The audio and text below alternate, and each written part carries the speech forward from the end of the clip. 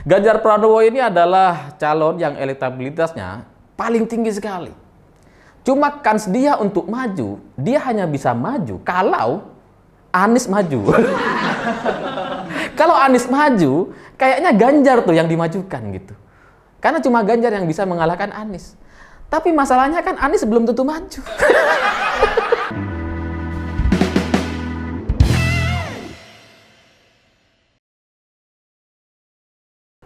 Selamat malam para mantan, selamat malam untuk semua kalian yang pernah jatuh cinta.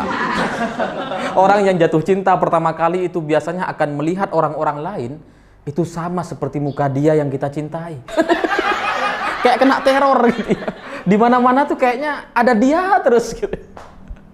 Nah, kondisi semacam itulah yang nampaknya sekarang sedang terjadi kepada sebagian masyarakat Indonesia, termasuk saya gitu. Karena kemana-mana kita kayak ngelihat satu orang yang sama.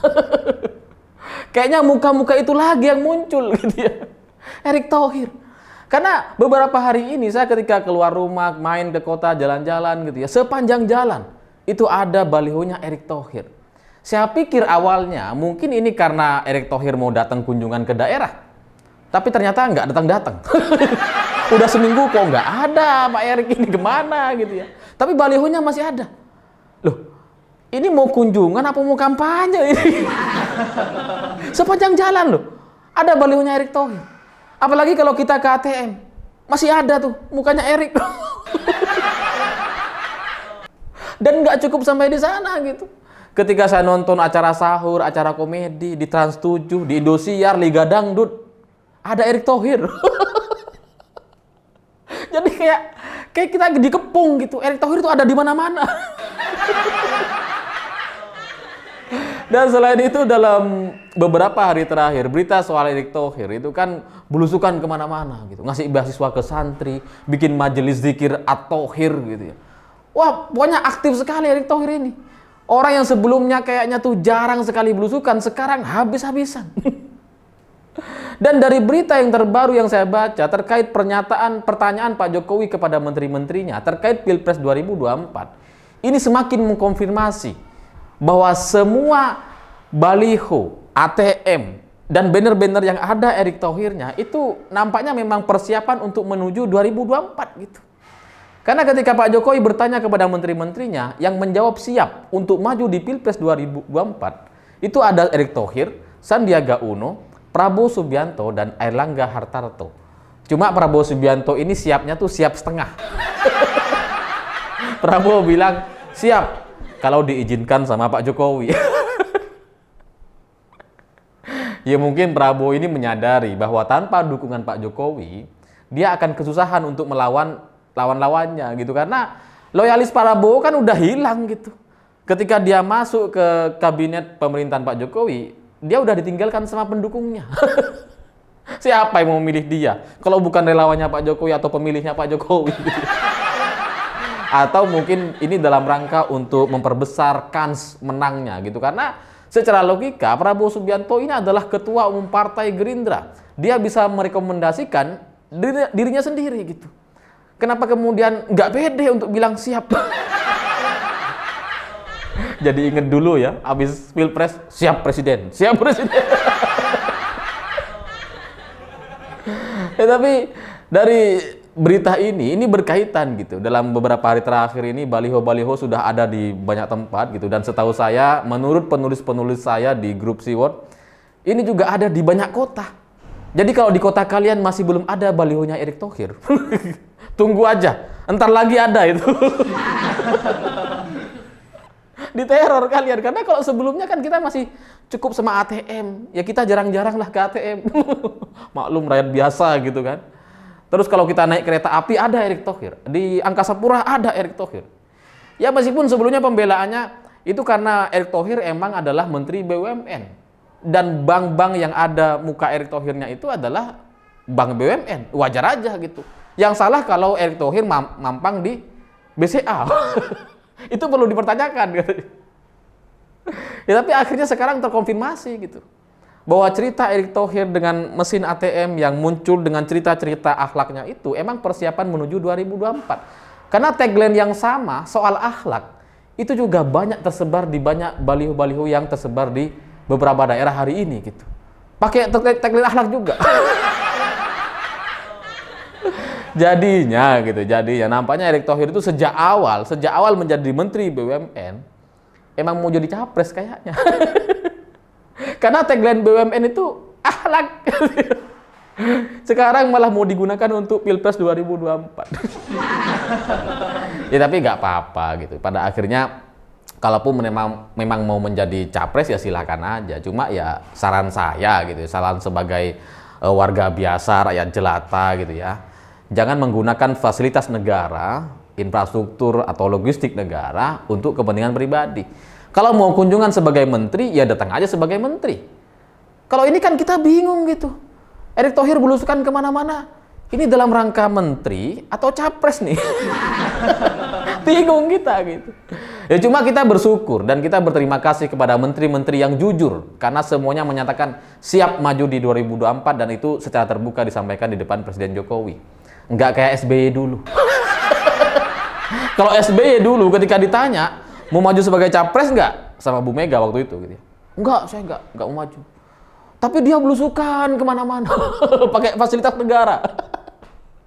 Nah ini Erick Thohir, Sandiaga Uno, Airlangga Hartarto, Prabowo Subianto, ini mau jujur, ya baguslah kita apresiasi gitu. Semoga ke depan mereka kemudian menjadi lebih fokus untuk mengurusin soal Capres 2024 gitu. Jadi ya saran saya ya, mengundurkan diri gitu. Cuma kalau nggak mengundurkan diri, saya juga paham gitu, karena secara politik pertimbangannya kan banyak gitu. Dan Pak Jokowi juga nggak akan semudah itu melepas Erick Thohir misalkan. Karena cerita soal Erick Thohir ini panjang gitu. Karena ada banyak kejanggalan soal cerita Erick Thohir. Ketika Erick Thohir membeli Persis Solo dan mengambil saham 20% di sana, ini timbul tanda tanya gitu. Kok bisa seorang pemilik klub Inter Milan sebelumnya, klub Liga Eropa, klub papan atas Liga Eropa, beli Persis Solo 20% main di Liga 1. Secara bisnis gak masuk akal. Ini kayak buang-buang duit aja, gak menguntungkan sama sekali gitu. Apalagi kemudian Kaisang pegang 40%. Ini kan membingungkan, ada apa gitu. Tapi dalam kesimpulan saya, nampaknya memang Pak Jokowi menitipkan Kaisang kepada Erick Thohir. Karena ketika Erick Thohir beli saham Persis Solo, otomatis dia akan ikut bertanggung jawab. Dan Kaisang kemudian otomatis harus belajar dari Erick Thohir bagaimana berbisnis. Dan dalam kesimpulan saya lagi, nampaknya memang Pak Jokowi itu ngefans sama Pak Erick Thohir gitu. Karena suka nggak suka, bagaimanapun Erick Thohir itu adalah pengusaha sukses gitu. Memang sih Pak Jokowi presidennya, tapi tetap aja yang lebih sukses ya Erick Thohir.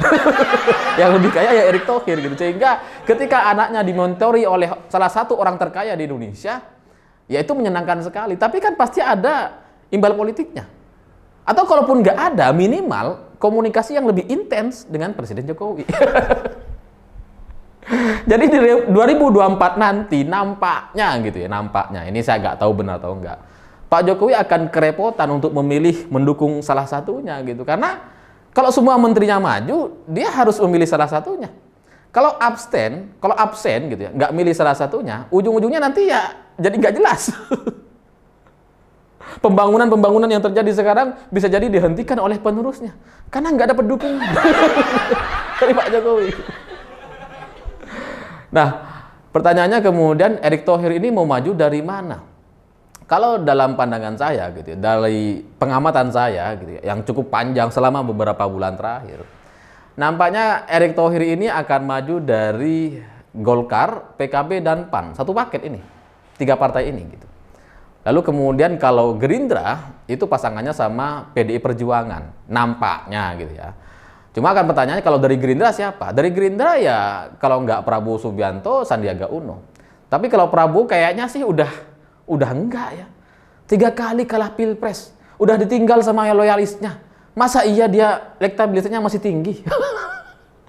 Ya kecuali dapat dukungan dari Pak Jokowi, mungkin itu bisa menang. Tapi kalau nggak ada dukungan dari Pak Jokowi, atau bahkan Pak Jokowi dukung lawannya, dukung Erick Thohir misalkan, kayaknya kalah lagi di Prabowo gitu ya. Sehingga dalam kalkulasi hitung-hitungan politik, mestinya Prabowo Subianto menyerahkan kepada Sandiaga Uno. Satu-satunya orang yang bisa maju dari Gerindra, Ya cuma Sandiaga. Siapa lagi gitu? Yang punya duit cuma dia. Masa Fadlizon? Wah, nggak bisa. Sementara dari PDI Perjuangan itu udah 2 orang. Ada Puan Maharani dan Ganjar Pranowo yang secara elektabilitas itu sangat tinggi sekali. Ya ini tinggal dipilih aja nanti kira-kira siapa yang mau maju sebagai nomor 1 atau yang nomor 2. Tapi pada intinya harapan saya koalisi ketiga itu tidak terjadi. Kalau misalkan PDI Perjuangan dan Gerindra berkoalisi, lawannya adalah Golkar, PKB, dan PAN, udah asik gitu. Cukup 2 orang ini aja, 2 kubu ini aja gitu.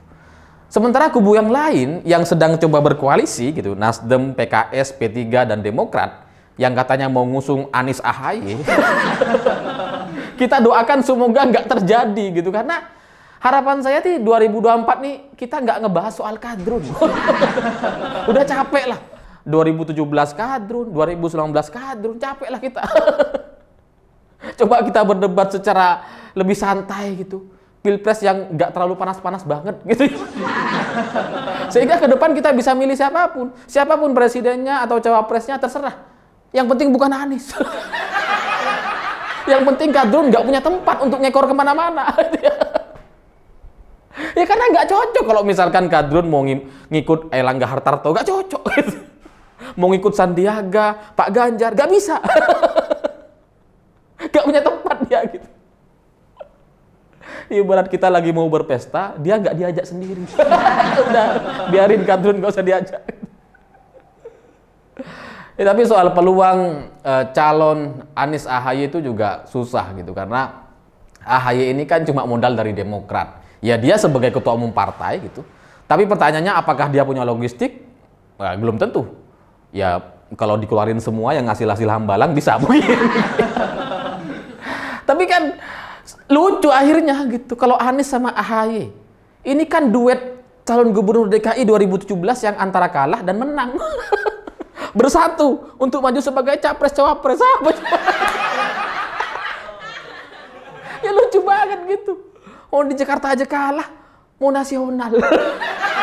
Oh di Jakarta aja gagal, mau nasional, gimana ceritanya gitu. Jadi secara perhitungan politik, koalisi nomor 3 ini gitu ya, itu lebih masuk akal kalau misalkan Anies Baswedan dan Khofifah Indar Parawansa sama-sama gubernur Jakarta, gubernur Jawa Timur, nasionalis religius Khofifah gitu ya. Dia bisa menggait orang-orang NU. Mungkin seperti itu pertimbangannya gitu. Cuma ya sekali lagi, saya berharap itu tidak terjadi. Semoga tidak pernah terjadi sehingga Nasdem bisa memilih ke koalisi Airlangga atau kemudian memilih bergabung dengan Gerindra dan PDI Perjuangan. Sementara PKS dan Demokrat biarin aja. Biarin mereka berkoalisi sama kadrun. Gak usah kita ajak-ajak gitu ya. Ya, tapi sampai di sini juga saya sering baca komentar orang-orang yang mengatakan bahwa saya tuh milih capres terserah Pak Jokowi. Saya nggak mau milih capres pilihannya PDI Perjuangan. Gitu. Ini saya mau jelasin dulu sedikit gitu ya tentang peta politik di Indonesia seperti apa. Suka nggak suka, kita harus akui bahwa anak dan menantu Presiden Jokowi itu maju di kepala daerah Solo dan Medan itu dari PDI Perjuangan, Gibran dan Bobi. Dari PDIP. Jadi kalau misalkan nanti di Pilpres 2024 Pak Jokowi gak mendukung calon dari PDIP, mustahil. Lawang anak sama mantunya harus dukung. Lawang mereka orang PDIP. Masa iya anak sama orang tuanya mau berbeda pandangan? Gak mungkin gitu. Pasti harus ikut semua. Dan Pak Jokowi itu adalah kader PDI Perjuangan. Jadi siapapun nanti pasti akan didukung sama Pak Jokowi gitu. Ya di sisi lain juga kita harus mengakui bahwa Pak Jokowi juga pasti akan diajak rembuk sama Ibu Megawati untuk menentukan siapa capres dan cawapres yang akan dimajukan 2024 nanti. Jadi naif sekali kalau kemudian ada orang mengatakan saya nggak dukung PDIP, saya dukung Pak Jokowi. Ya gimana? Loh Pak Jokowinya sendiri juga udah terikat sama PDI Perjuangan gitu. Ya cuman gitu ya, kita juga melihat Pak Jokowi ini kalau ngeliat Erick Thohir gitu ya, itu kan ada sisi-sisi yang susah untuk dijelaskan. Seperti ATM misalkan, itu kan nggak wajar gitu. Ada muka menteri di ATM bank kita. Itu mestinya udah reshuffle lah, tapi tetap dipertahankan. Ya itu kayaknya gitu, karena memang ada komunikasi yang lebih intens dibandingkan partai-partai yang lainnya. Lalu pertanyaan selanjutnya mungkin adalah bagaimana peluang Ganjar Pranowo? Ini menarik gitu. Ganjar Pranowo ini adalah calon yang elektabilitasnya paling tinggi sekali. Cuma kans dia untuk maju, dia hanya bisa maju kalau Anies maju. Kalau Anies maju, kayaknya Ganjar tuh yang dimajukan gitu. Karena cuma Ganjar yang bisa mengalahkan Anies. Tapi masalahnya kan Anies belum tentu maju. Iya kan gitu. Bisa aja misalkan nanti Sandiaga, Puan Maharani, atau Prabowo, Puan seperti yang banyak diberitakan. Sementara lawannya Airlangga, Erick Thohir. Nggak ada Aniesnya. Jadi dalam hal ini gitu ya, ini dilema bagi kita. Sebagian orang mungkin menginginkan Ganjar maju sebagai capres 2024. Sebagian orang gitu ya. Tapi kita juga di sisi lain nggak mau kadrun itu masuk di Pilpres 2024. Nggak mau kita kasih ruang gitu. Makanya kalau bisa Anies nggak usah maju. Tapi konsekuensinya Ganjar juga kemungkinan kecilnya juga nggak bisa maju. Tapi ya bagi saya pribadi gitu ya, saya bagaimanapun lebih berharap agar tidak ada kadrun, sehingga kalau misalkan nanti Ganjar dimajukan dan ada Anies di sana, ini kan pertaruhan kepada negeri ini. Iya kalau Ganjarnya menang, iya kalau menang. Kalau kayak di Jakarta dulu kalah gimana? Ini kan pertaruhan gitu. Jadi daripada mempertaruhkan negeri ini kepada kadrun dan kadrunista, lebih baik partai-partai berkoalisi dan bersiap-siap untuk mendukung orang-orang yang nggak menerima kadrun. Seperti Anies ini. Udah kita nggak usah ajak dia gitu. Terserah deh siapapun capresnya. Yang penting nggak ada kadrun di antara kita. Saya pikir itu. Terima kasih sudah menonton. Jangan lupa subscribe, like, dan komen. Begitulah kura-kura.